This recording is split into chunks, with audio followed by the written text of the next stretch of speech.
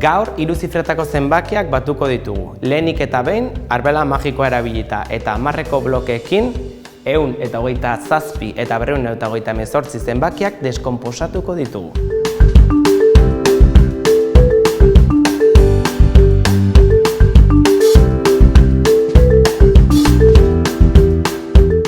Zer ikusten duzu? 7 gehi 8 15 da. Zenbaki hori 10 baino handiagoa denez, 10eko berri bat sortu behar da. Inoamateko proiektua zenbakuntza eta kalkularen bidez matematika bere osotasunean ulertzera eramaten gaitu. Saio guztietan, elkarrizketaren bitartez, entzute aktiboaren bitartez, manipulazioaren bitartez, hizkuntza matematikoa lantzen da.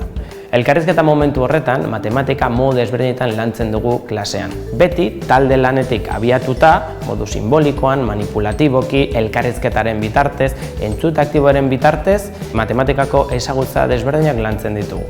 Beste saioetan, bideoen bidez, egunerokotasunean oinarritzen diren erronka matematikoak jorratzen ditugu. Bertan, geometria, simetria eta sormena lantzen dugularik. Aplikazio digital honen bidez, ezagutzak finkatzen ditugu.